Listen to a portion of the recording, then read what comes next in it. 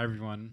Welcome to part 2 in my lesson series on rhythm changes.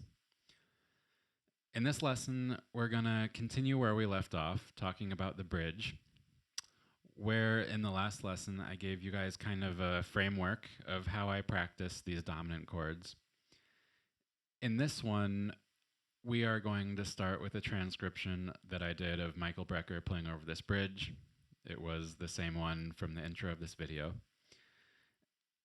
And I'm going to show you guys what I learned from it. We're going to do some analysis, and then we're going to get into some ways to practice it and get those sounds into your playing. So here is that transcription. I'm going to play this thing real quick now, just so you have it fresh in your ears, and then we will do some analysis.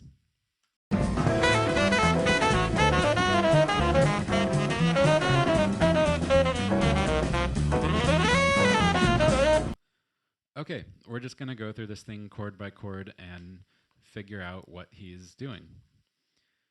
Over the first chord, D7, he's playing a very, very clear pentatonic pattern. This is a classic guitar riff. Michael has said in interviews that he always transcribed guitar players, and I think this is a perfect example of how it comes out in his playing.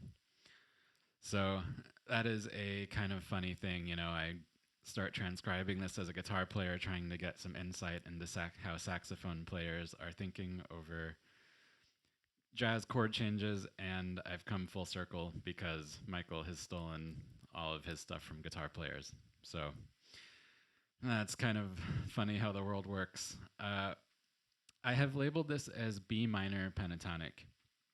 B minor pentatonic has all the same notes as D major pentatonic, which is what, if you were to go to college and learn music theory, your professor would probably say, no, that's not B minor pentatonic, it's D major. And technically they're right, but as a guitar player, we love minor pentatonics. We know those shapes very well. Our hands fall into them. We have lots of patterns and vocabulary that we can play all day. So that's why I have labeled it as B minor pentatonic. So on to the next chord. In my video lesson on the altered scale in my Jazz Blues series, I talked about how altered scale is often used at the end of the section on dominant chords to push us into the next section. I think this is a great example of how to play over this form. He's using altered scale over G7. The part I have in the red rectangle, is like absolutely perfectly out of the altered scale.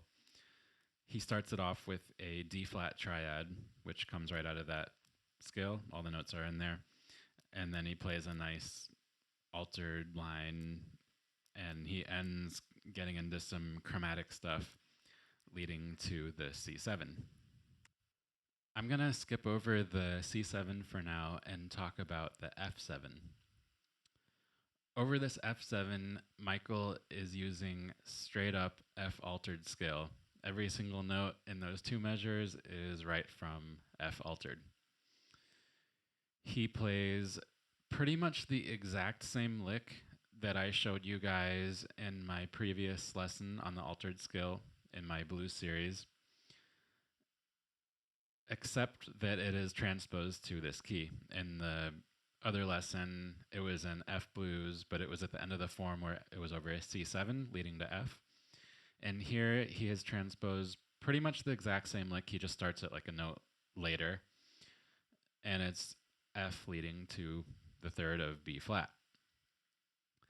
If there was any doubt in your mind that Michael took his altered vocabulary and practiced them in all 12 keys, here is about all the proof you need. I find this to be a really great window into how he practiced and how he thought. I think it's really fascinating because the first time you listen to it, it just sounds like a bunch of crazy notes going all over the place. And then you transcribe it and you find out how much control he really had over what he was doing. He's such a master of this art.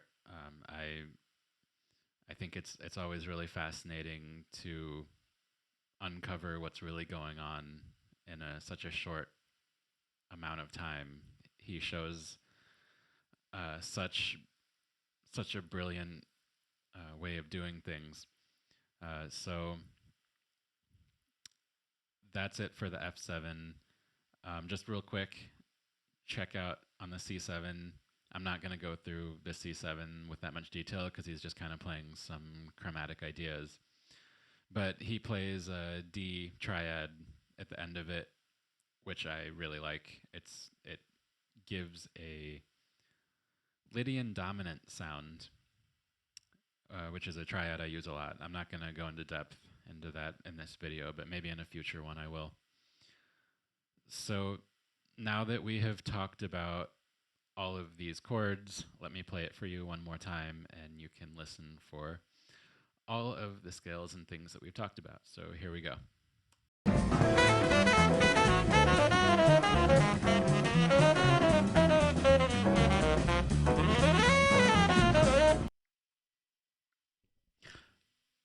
Okay, so now that we see how Michael is thinking over the bridge, let's get into what I've actually done to get better at it myself. So the first thing I did was just to get his solo under my fingers. That solo helped me for whatever reason.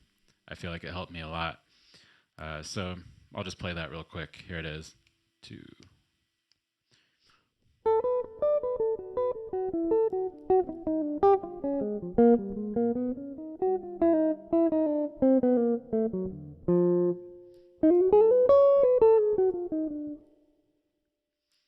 And next, what I did was I started improvising using his scale choices, but with my own vocabulary and changing stuff that he did.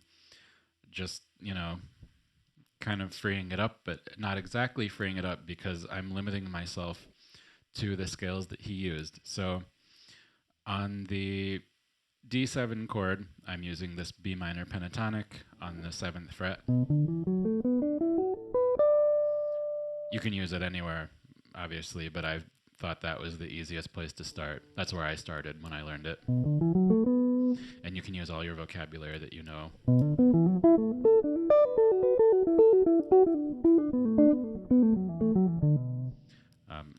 Most guitar players have no shortage of stuff to play in minor pentatonic, so it's always nice when we find a good use for it. And then over G, I'm playing G altered scale.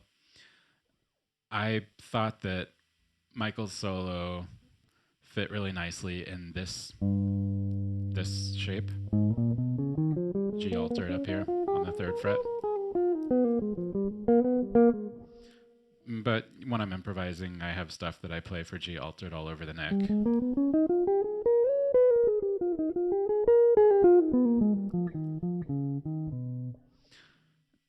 And then over the C7, I decided to use the same thing he did for D7. I'm just moving that pentatonic to A minor pentatonic, which works really nice over the C7. So, pull out all your vocabulary there also.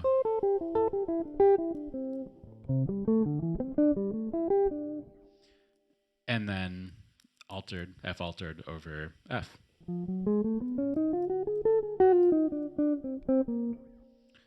So right now what I'm going to do to end this video is I'm just going to take one chorus solo over rhythm changes, and I'm going to make sure to only use those scales over the bridge. So I'm just going to do it unaccompanied. We'll see how it goes. If I screw it up too bad, I'll just throw this video out and make another one. So here we go. 1, 2, 1, 2, 3, 4.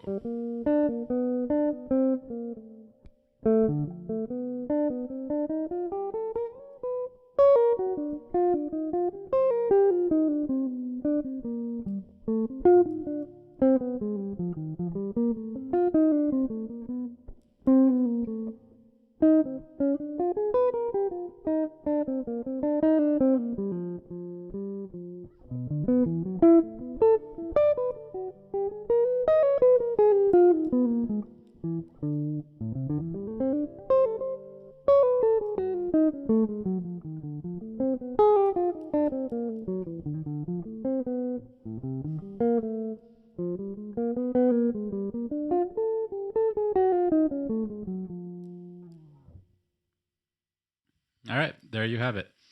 That's what I learned from Michael Brecker playing over rhythm changes. Thanks for watching.